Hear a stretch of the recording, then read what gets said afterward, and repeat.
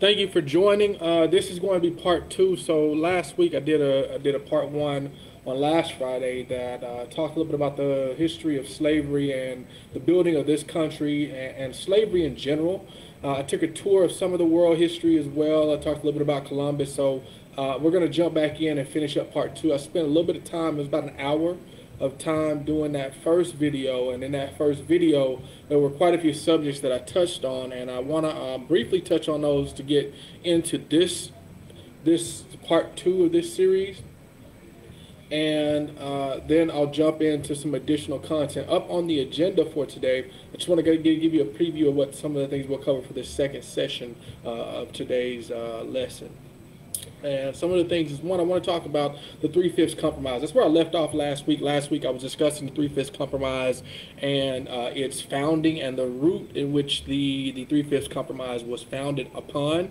Again, these were the founding fathers who went in the room as they were drawing up the Constitution, talking about this Three-Fifths Compromise. I want to also get into electoral colleges. So for those who know about the electoral college, this is an important and a very important subject and topic that I want to discuss, because of the fact that we are about to be, coming up on less than 100 days, coming up on the next election. So I want you to understand the root and where this came from a perspective of just really understanding the history behind it. I'll fast forward just a little bit. I want to talk a little bit about some things that were going on in the 1800s, around the 1850s, specifically in the South. So I want to talk a little bit about some of the slavery tactics and techniques that were going on there. What was the main crop that was being planted in the South at the time, and really in the United States, to be honest with you. If you look at the vast majority of exports that were taking place at that time and the amount of production that was taking place, we'll analyze that. Talk about a few terms that come out of some of the crops that were planted at the time. I then want to go into talking a little bit about the torture and the killing of the Jews in the 1900s. So I want to get there and then finish off with a few scriptures. So I want to talk through a few scriptures. So again, thank you for joining, for all that have joined. We'll go ahead and jump in. I want to go ahead and jump in a little bit early because we got a lot to cover in this section. So if you joined me last week, you got a pretty good teaching. I started with Deuteronomy. I wanted to take you through to give some real good context and foundation to what I wanted to talk about. So in Deuteronomy, I started with the chapter 6, and I went through almost the entire chapter, specifically verses 4 through 25 in Deuteronomy. So for those that haven't read that, please, Deuteronomy, again, this is the fifth and final book of the Torah. So for those that that know anything about theology, you know that the Torah is, was one given by Moses. So most people know who Moses is. But the Torah is also where you find that Judaism is derived from. So that's where the foundings and the principles of Judaism come from. And so Deuteronomy 6, I focused there because I wanted to start with the foundation of what Moses was laying down. This was, again, right after the children of Israel had made it finally to be able to get into the wilderness. They were wandering for 40 years due to, again, their behavior and them abandoning God, although he had just done all these signs and wonders to bring them out of the land of Egypt. They quickly went back to the ways in which they had spent the 400 years in Egypt doing. So this was Moses again giving his forewarning before he would pass along and pass the torch over to Joshua. To Joshua. And so before he did that, he gave him some specific instructions. Then I went to chapter 28. And in chapter 28, I talked specifically about the blessings that would happen for obeying the commandments, and then the curses that would happen as a result of not obeying those commandments. I then went to chapter 30 to talk a little bit about the forewarning that God was giving them to let them know. And I spent quite a bit of time, focused there. And then I went to 31. Chapter 31 talked a little bit about what would happen if, for whatever reason, the children of Israel didn't obey God's commandment. God already knew. He gave the warning beforehand. He even spoke it through Moses. Moses spoke to them and told them, this is what I know you're going to do. As soon as I pass away, you're going to start to worship those other idol gods. You're going to break the God's commandments, and this is the results of what's going to happen. So again, if you haven't done that reading, Deuteronomy 6, 28, 30, 31. Those are some really good ones. 29. I also went through 29 for just a little bit. I read two verses out of that. But if you haven't done that reading, again, that's really good reading to help set the foundation for a lot of what I want to cover today. I then talked about Christopher Columbus. Now, for those who did miss that live, please go back. It's in my news feed. Go back and watch it, and please share. I know it's a little bit lengthy. It's about an hour long, but it's some really good content and context for what we're covering today. But I talked about the history of Christopher Columbus. In his second manifesto, there were some things in his second manifesto that alluded to the fact that people had already arrived at the country by boat. Black-skinned people, as the Tainos described them, or the natives that were in the land in which Columbus had landed on. He put this in his manifesto. If you don't believe me, go look it up for yourself. This is his second voyage that he made to what's considered to be the Americas.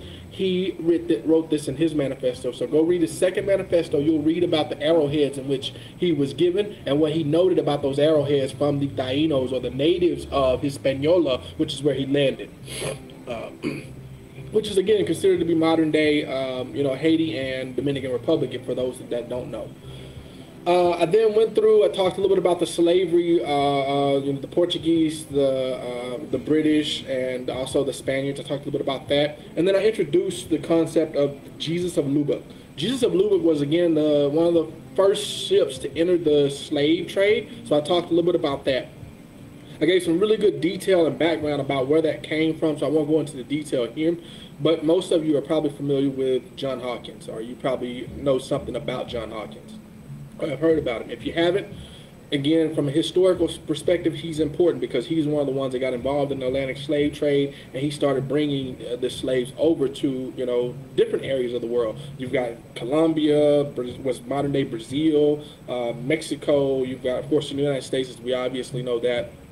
And all the countries that are along the coast of different areas. The islands, of course, I can't neglect the islands because most of you know that the islands were flooded with slaves. That's where they did what I talked about, which was the breeding last week, where they took, the male slaves and they would breed them. They would require them to make 15 children or babies within a year period of time, or otherwise they would castrate them. And so I talked a little bit about that. Again, all of this is if you go look it up, you can find information about all the things I spoke about.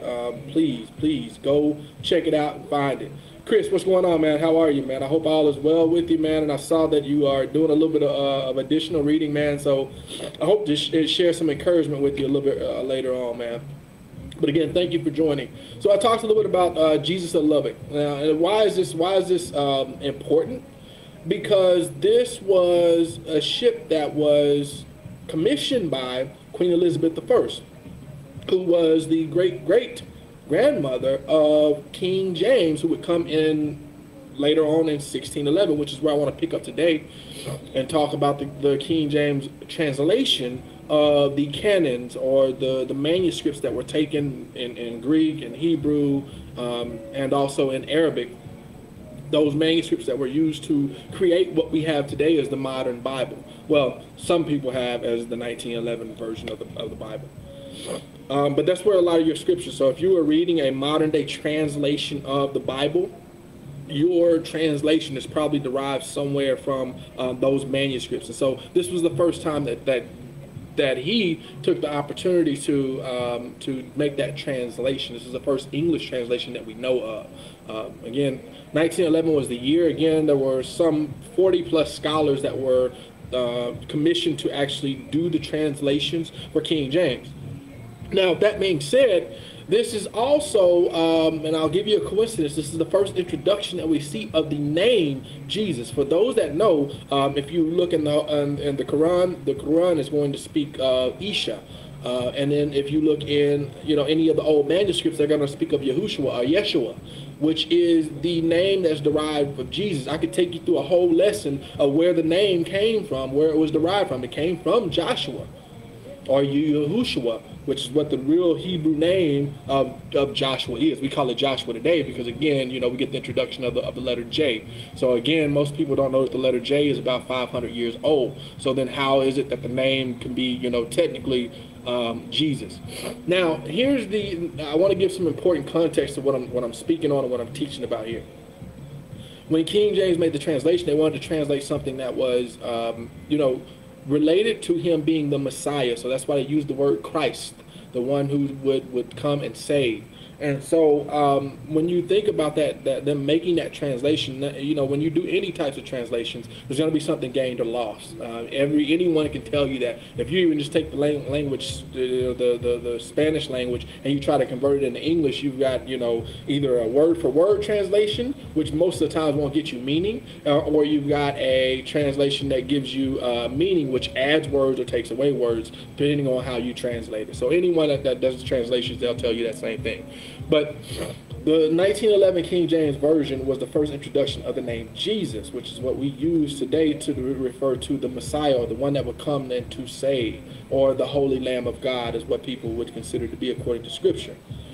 So, again, he was the first one to translate that. His great-great-grandmother was the one who commissioned that first ship, Jesus of Lubeck, to sail the seas and get into the Atlantic slave trade. That's important. That's significant. This was, again, around 1562. And the reason why that's important is because that was some years before what we consider to be here in America to be our official, date that the first African slaves landed in Virginia or at Jamestown. And that was 1619. So again, there's contradiction that's there between that. Now this ship, the Jesus that I'm referring to, actually sailed to a lot of different areas here. They brought people to the islands. There were 4 voyages that were made before it was actually captured off of what is now modern day Veracruz, Mexico. So I covered that a little bit in the last video as well. But I want to give a little bit more context about the Jesus, the ship. So one other thing that I want to point out is that the first, what we consider to be the first enslaved Africans, reached what is considered to be the United States. This was on July of 1526 as a part of the Spaniards' attempt to colonize. And this was in a city that was called San Miguel de Guadalajara.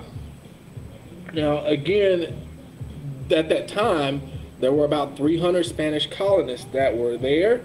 But again, as you guys probably already are aware of, diseases and things like that came over with them on the ship. So the population was quickly reduced from 300 down to 100. And then they had about 100 slaves that they had that were enslaved to them, and they ended up dying to about 70. So again, this is where you get the starting of them in the islands testing out the breeding so that they could breed a population. And essentially what they did was they did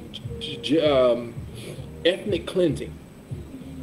Take their names, take their culture, take their religion, take their language, all of those things, and then you breed a race of people, and then you teach them the way you want to. You grow them up in slavery, you teach them the way you want to. This was one of the concepts. I want to get into Willie Lynch in just a second.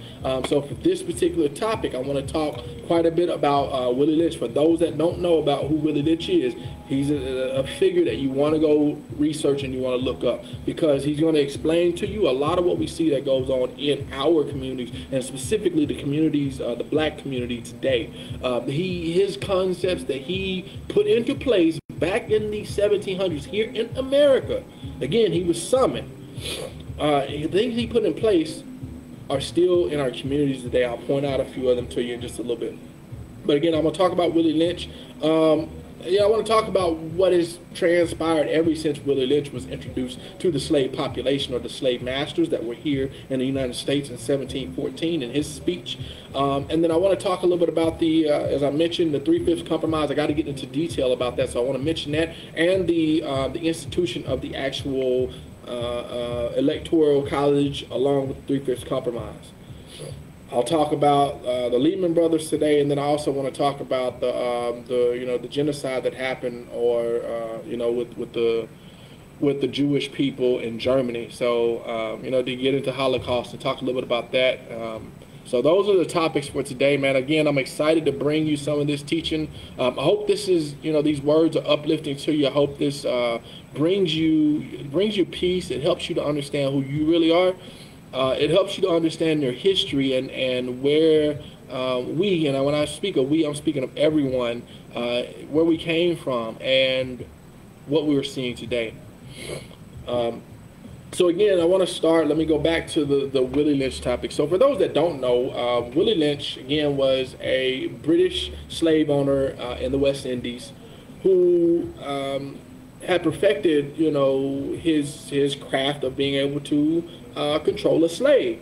Now, around the 1700s, you know, there were some struggles. There were some struggles that were happening with the slaves here in America. So as you guys remember, I talked a little bit about the you know, just some of the history of the slaves coming to those islands, you know, what happened with the islands and all of that, and then they brought them over to the actual land here. So once they arrived here in what was officially considered to be the 1619 in Jamestown, Virginia, you then see the slaves starting to rebel. About, you know, almost 100 years later, 1714 is when the slave masters here reported they were having problems, and they had got word. Again, you have to think about how word is traveling back then. It's got to travel through ship. We don't have, or I would say carrier pigeon as well. That's another option. But again, to come across the Atlantic, you know, you'd have to be well versed in training carrier pigeons to do that. So the word is coming by ship. You know what I mean? So you have to think about that. So they got wind that Willie Lynch had perfected his methods of being able to control his slaves in the West Indies, and they were like, man, we could really use some help because our slaves are starting to rebel. Anyone who has been under oppression, you see it in our streets of the world today. In Lebanon, man, and my heart goes out to the people of Lebanon. If you haven't heard, there was a massive blast that happened in Lebanon. But they're protesting their government rule because they're under oppression. The government is not doing what they need to do to take care of the people there. From what I hear, again, these are the reports of you know, from the grounds that are happening there, and people are stepping out into the streets. You see here in America, people are stepping out across the world. If you look worldwide, people are stepping out into the streets because there's a certain group of people that have been oppressed, and you can only be oppressed for so long until you get to a point where you got to rebel. Most people know Nat Turner. And they probably seen the 14 Years a Slave, which is about, if you haven't seen that movie, go watch it. It was a pretty good depiction of what happened with Nat Turner.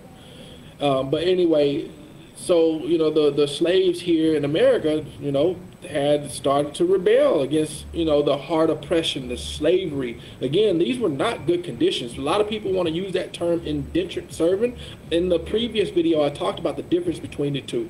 And there is a clear difference between indentured servant and a slave. A slave, the chains around your neck, the beating of the slave, those types of things, they were introduced by Willie Lynch. So this is why this is important. If you haven't already done so, go out and look up the Willie Lynch letters.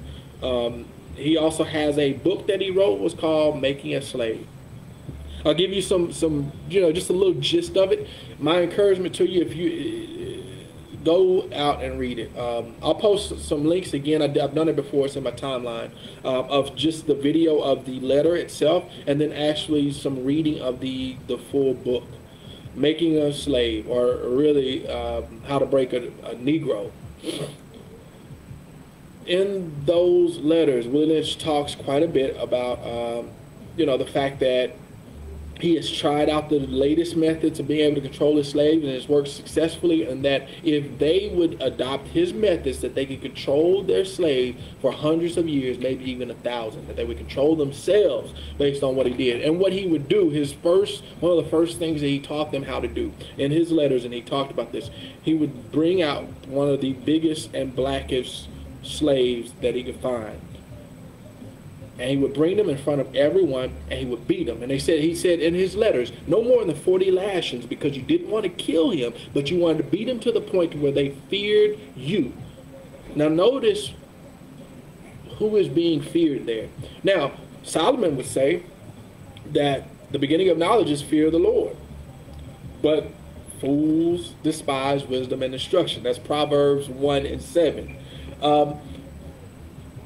That's what they would do in order to be able to break them into fearing the slaves. They would bring all of them out, take the biggest and blackest and strongest slave that they've got, and they would beat them in front of everyone.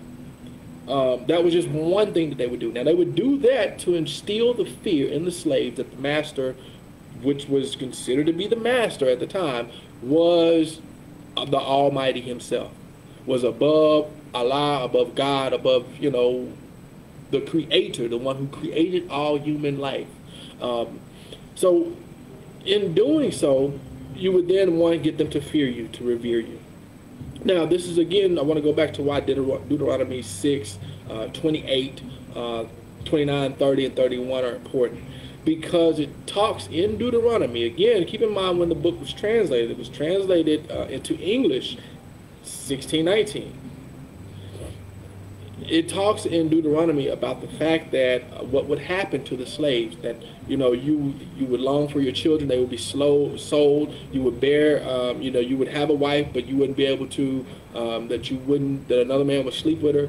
These were the things that were in Willie Lynch's letter. These were the principles or the bases that are in his works that he taught these slave masters here to do. He taught them that, they allow them to marry. Yeah, allow them to marry. Take their differences and pin them against them. Take, the fair skin versus the dark skin, pit those against them. Pit the nappy hair versus the straight hair, pit that against them. Take any difference that you can find, any minute difference, eye color, any minute, short versus tall, old versus young. Take any of those differences that you can, point them out, and divide them. Well, if you go into Scripture, if you think about, again, Galatians 5 is another good example. If you think about Galatians 5, it talks there about the works of the enemy. The enemy does his best works in division, hatred, envy, jealousy, and greed. Those are his best work. Dissensions, those are his best works. Willie Lynch took that and reverse engineered it, put it in a letter, and put it in front of the slave master and said, here's how you control your slaves. To this day, if you look at our community is suffering from a lot of the same institutions that Willie Lynch put into place. I encourage you to read it, because in reading it, you're going to see yourself in it. And if you can see yourself, that is the starting process of healing. And if you can start that process of healing, share that healing and that blessing with someone else. So again, why he's so important, why he's significant to this whole thing that happened, in El Salvador, Costa Rica, Florida, all of those, the slaves that were put in those areas, the Willie Lynch letter, how the making of a slave, how to make a slave, that became the rule for the slave owners, the slave masters. That became their way to rule with a strong arm and a strong fist. So again, if you look on YouTube, if you search it on YouTube, you're going to find videos of people that are actually reading letters. I know a lot of people don't like to read these days. My encouragement to you is to read it. But if you don't like reading it, you can go to YouTube and you can watch people, you can watch a video while someone reads it to you. So that way you can at least get it. But it's very important. And yeah, Chris, man, you're right. This is very heavy stuff, because a lot of people do not understand where we get what we get in the world today. And it was founded in Deuteronomy. If you go back and you read what's in Deuteronomy, I read exactly what was told by Moses. Again, if you trace the lineage, you trace the history that's there, almost all religions on the popular religion. So if I think about Islam, if I think about Christianity, if I think about Judaism, all of those get their lineage from Moses. Again, he was the one who gave the Torah. The Torah is Deuteronomy is the 5th book in the Torah, which is the official teachings that Moses gives right before he dies, and the children of Israel get into the promised land, or the land in which God has given to them, a land which they did not plow, they did not till, which is flowing with milk and honey already. This was the land that God gave to them for them being his chosen people. So I want you to understand who the chosen people are. If you go in Deuteronomy, it's going to open your eyes to who they are. Now, the blessings and the curse that are in Deuteronomy 28, if I talk and go back through those and I talk to what's there, you're going to quickly arrive at the people that it is speaking to. I want you to do your own research, because I don't want you to say that, hey, someone told me this or taught me this. Learn it on your own. I'm not going to make a conclusion for you. I want you to arrive at that conclusion on your own. So again, this is super important, because Willie Lynch is where you get a lot of those principles that started the process of superiority, the ability for one to feel like they're over another or better than another. It started with a lot of those concepts that were put into place there. The selling of slaves, again, that is mentioned in Deuteronomy. If you go back and you read that, it mentions that the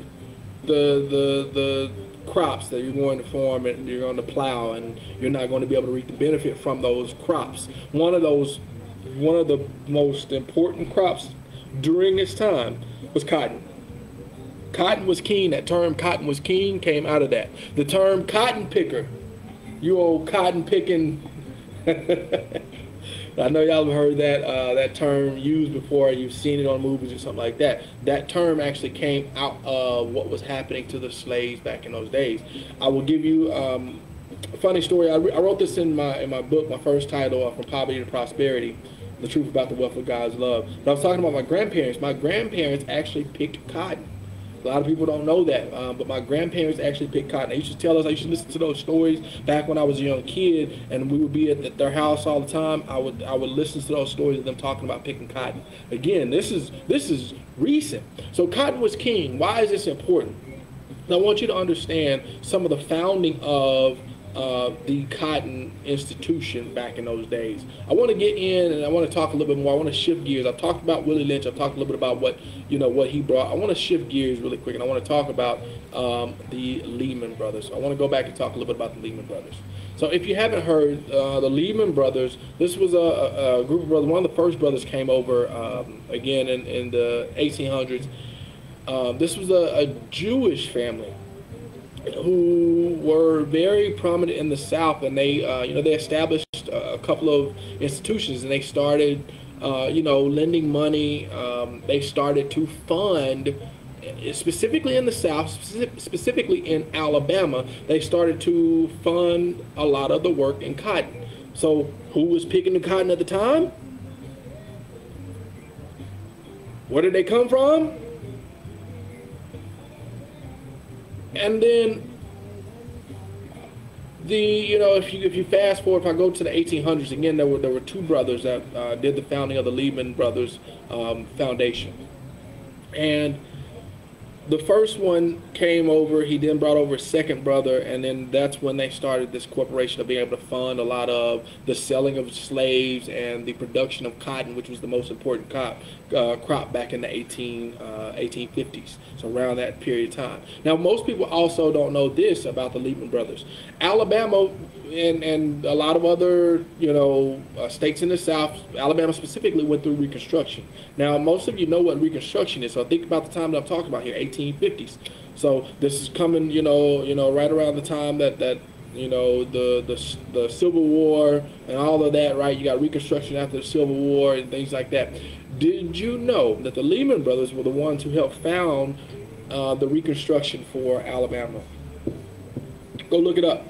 Lehman Brothers, that's Lehman, Lehman Brothers. If you go look that up, you're going to find that. Why is that so important? Because we know that cotton was king. They did the founding. Again, this is of a Jewish lineage. Now keep in mind, they are also some of the same ones who, again, when you think about Judaism, they get their teachings and their practice from the teachings of Moses. That's the principle of their religion. But yet you've got two lucrative brothers that are going against a lot of the teachings that are there. Or are they participating in what is written in Scripture? That's the question that you need to answer for yourself. So they funded Reconstruction. Now, in Reconstruction in Alabama, you go look this up. My people that are in Alabama, that have been there, that have lived in Alabama, that have went through history classes in Alabama, let me ask you this question. what happened during Reconstruction to the natives that were living there? That's a good question to answer. And I want to give you just a little bit of the background. But the natives that were already there, again, when Christopher Columbus came over, there were already natives here. There were already people that lived in these areas, in the areas of, Mexico, of South America, all of those different places and regions where slaves were brought to. And the Spanish settlers, the British settlers, the Portuguese settlers, when they went to those areas, there were already people that were there. They already had native people there. Well, during Reconstruction in Alabama specifically, they forced the natives west of the Mississippi River. Well, what do you get west of the Mississippi River? You've got what? Arkansas. You've got Oklahoma. You've got Louisiana that the Mississippi goes right through. Well, guess where they settled the natives at? In what we consider to be modern-day Oklahoma. So they forced them out during Reconstruction in Alabama. And who was the ones that founded this forcing out of the natives during that period of time? You have to examine that to understand who your enemies are. So again, go look it up, Lehman Brothers. I want you to go look it up. You'll find a lot about that. So that's important because that's what spread out the slavery in the South. It single-handedly funded a lot of the plantations that happened in the South. Well, I want to go back and talk about this concept of the Three-Fifths Compromise and also the concept of the Electoral College. So to do that, I'm going to go somewhere else to discuss that. So most people know that, of course, in 1776, again, you know what happened, what took place there. Well, at the Constitutional Convention of 1787, so again, right at 11 years from the date, this is where we began the draft of the U.S. Constitution. This is where they were going to establish the rule of law in the newly founded United States. Again, this was a country that was still under Great Britain's rule, under King George III, So you've got the founding fathers that are there getting ready to draft this. Again, you've got George Washington presiding over it. You've got the 13 states, and you've got the Articles of Confederation. All of that, all those things are brought together in a melting pot, and they're drafting up the Constitution. Now, I'm going to give you a quote from the good old Madison himself, that would become or later become the fourth president, who was, again, you talk about from the South. So you talk about the line of slavery. For most people don't know this, but as far north as to Pennsylvania, even still was considered to be a slavery state. There were several states around this time that started to come out against the keeping of slaves around a little bit after this, and but as far north as to Pennsylvania, you still had slavery being predominant in those areas. So this is what Madison wrote. I want you to understand that the right of suffrage was much more divisive in the northern than the southern states, and the latter could have no influence in the election on the score of Negroes. Now, this is what he said, and he went on. He said the substitution of electors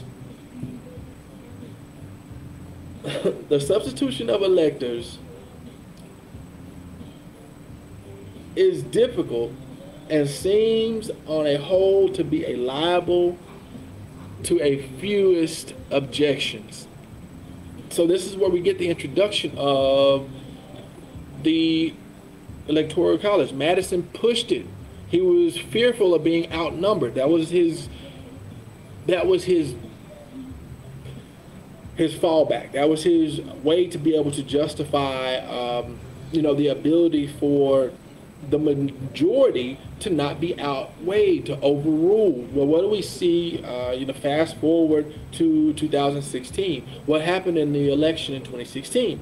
You see that the popular vote was won by one candidate by 3+ million votes.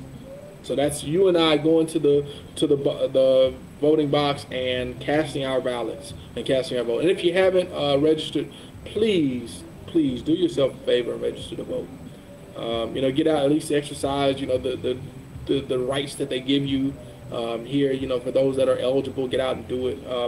I'm not a fan of believing that voting is going to solve everything, especially when it comes to the primary election. We saw that in 2016, where the electoral colleges split and went away from what the popular vote was in the area. Now, Supreme Court recently did a ruling that ruled that the electorals have to follow the voting in their districts. So you should see less of that split, but you can also go back to 2000 and think about when Bush won too. There was a split. Florida happened to be the last state coming in. His brother happened to be the one presiding in the state. I don't know. You know what I mean? That's, it's up to you to decide what happened there. But again, when you talk about the electoral college, so Madison pushed hard on it. He wanted this to be the case. This is where we get the 3/5 compromise. So here's the first compromise. The 3/5 compromise, it was a racist manipulative policy. This is where it allowed for the southern states who had a large population, which outweighed the population in the northern states who didn't participate or didn't want slavery. The 3/5 compromise allowed the owners of slaves in the South, because they didn't number. So again, wait, but let me back up. I'm gonna back up really quick. I need to make sure that you understand this. Slaves didn't have the right to vote. Slaves didn't have the right to be counted as voting back then.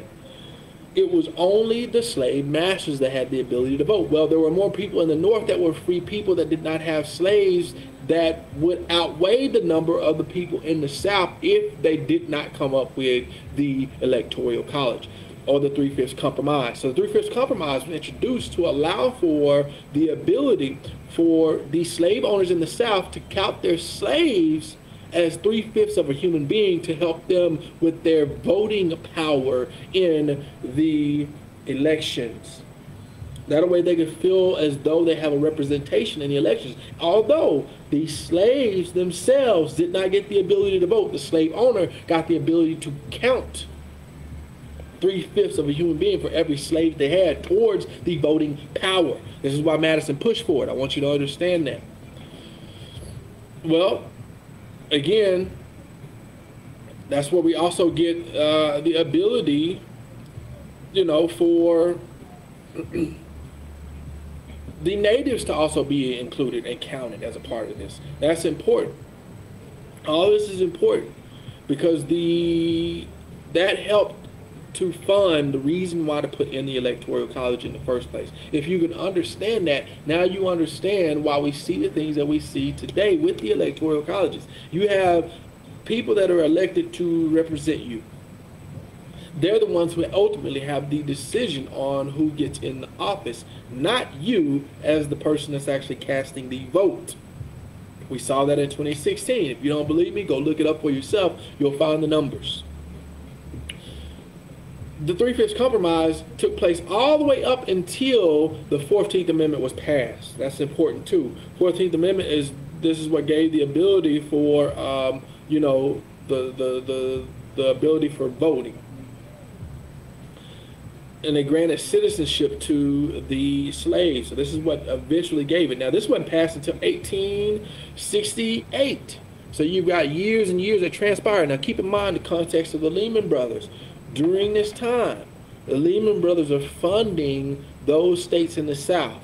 So I want you to think about the power and the control. If they've got the money, the cash cow behind it, they're funding this slave production. And then you've got the people in the South like Madison and others and people arguing that we need to have an electoral college, and they're arguing that we need to have this 3/5 compromise in order to make sure that we've got equal representation in the South based on population and things like that. If you've got all these things being perpetuated, who's the backbone of all of these things happening? Who is the founding of these things being perpetuated and pushed? That's the question that comes about when you think about that. So again, that's important because that helps set some foundation for the oppression that would continue, the suffrage that would continue of black people, the enslaved people in this country, the people that the country was founded on, the backbone in which built, all of these things. It was the foundation of, even if you think about the railroads being expanded and built, if you get on into the, the late 1800s and the early 1900s, you get into those things, and you talk about that. That was also a founding of that, the labor process, the way the labor was laid out then.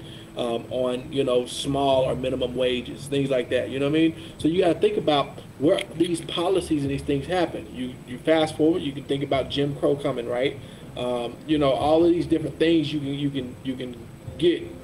Hey, my guy says that deserves a pause. My guy Tyrone, how you doing, man? I hope all is well with you, man. But yes, all of these things were pushed back then to help you understand what is taking place today, man. All of this started in the founding and the funding of where all these things came from. This helps you to understand the significance or the importance of where they came from and why we see what we see today. All right, so again, that is talking about the Lehman Brothers, and I talked a little bit about the 3/5 compromise and what happened with Reconstruction, and where we see the natives, the people that were already in this land, the natives being pushed to, and just recently the Supreme Court made a decision to give half of Oklahoma to the natives. I mean, really, to be honest with you, the entire country belongs to the natives. There's a lot of native communities that are here in Arizona, and to this day, they're some of the hardest hit communities with COVID. There's $8 billion that the government's allotted towards those communities that they haven't given to them. A lot of them still don't have running water, as I grew up in. So, man, you got to understand who has done these things and who has perpetuated these things over centuries of time. They've done this periods of time over and over and over. I just gave you one example there. I could give you another. I talked a little bit about this as well, but the William Walker, the guy that introduced the filibuster. This is this is another that I can introduce. I can talk about.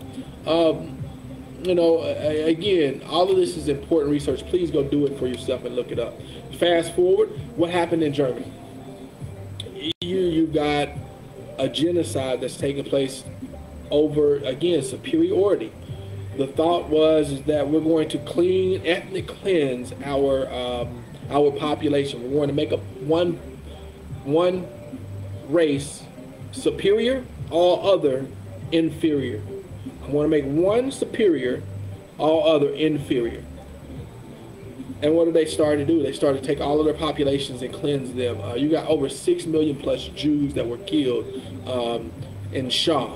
That's the Hebrew term that they call it, or genocide, as we call it in English.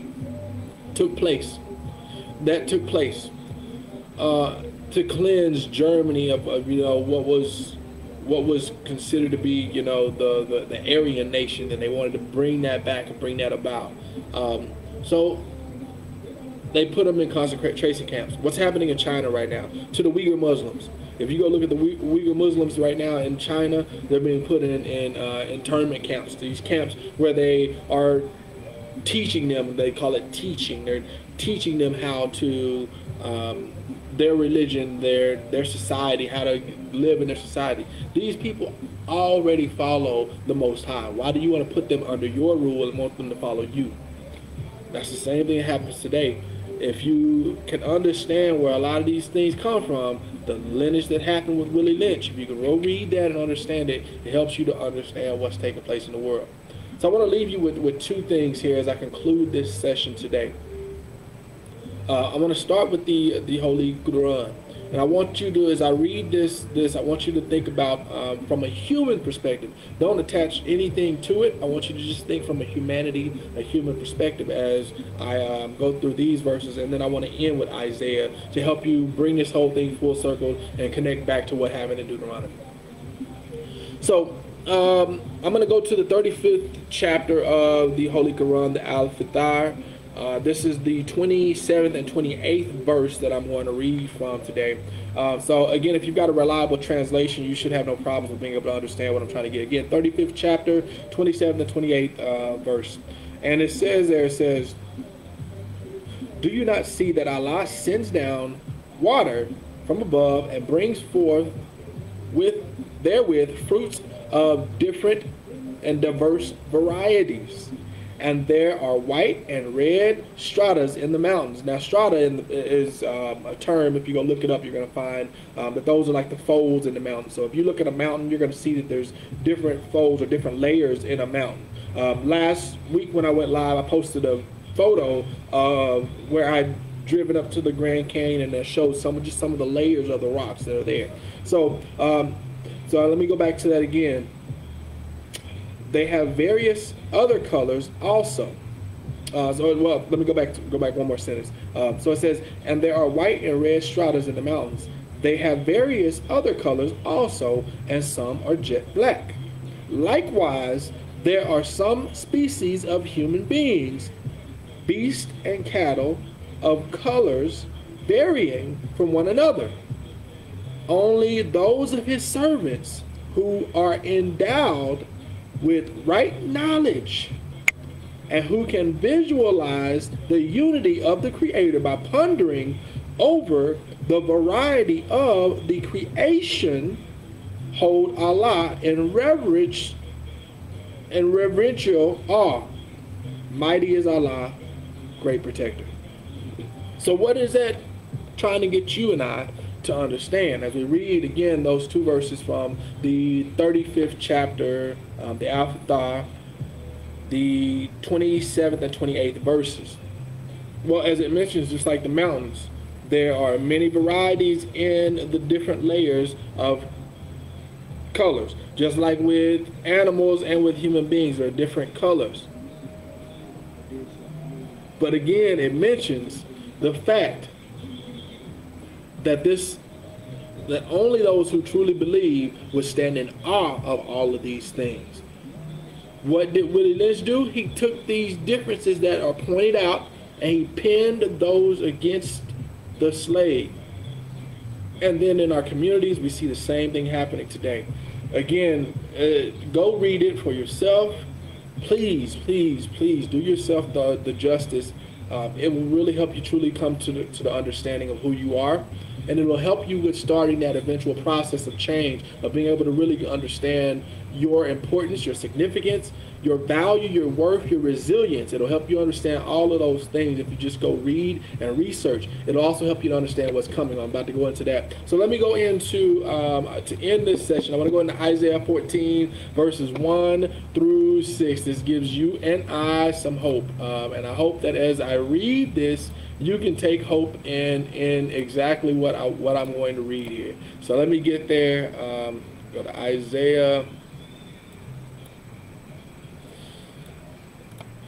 14.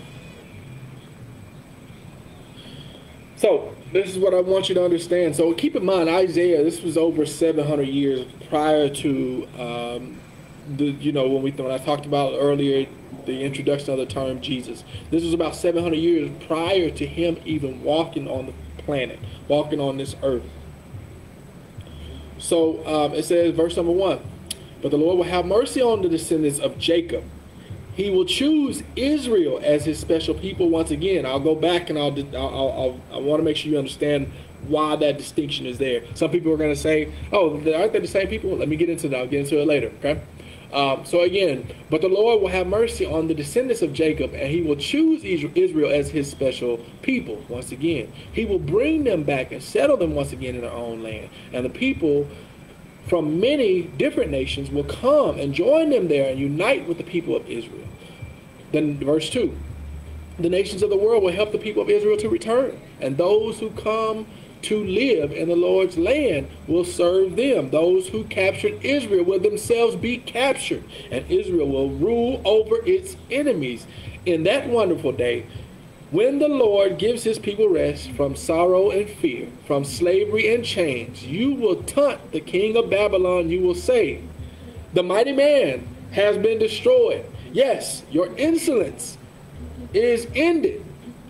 Verse 5, for the Lord has crushed your wicked power and broken your evil rule. You struck the people with endless blows of rage, and you held the nation in your angry grip with relentless tyranny. But finally, the earth is at rest and quiet. Now it can sing again. So again, I wanted to leave you with that founding that connects directly to what you saw in Deuteronomy as I started this whole series. If you didn't catch the first video, please do yourself a favor. Go back, check out that first video. It'll connect directly to what I spoke about in this video today. I hope that this brings you uplifting. I hope it brings you an awareness of who you are. I hope it brings you life. I hope it gives you what you need to help you understand the times that we're in and how you can make it through these times. Again, all the glory and the praises go to the Most High God. I call him Allah. Most of you call him God. Again, all praises due to him and him alone. Assalamu alaikum, and peace be unto you. Shabbat shalom to those who are followers of the Torah. Peace.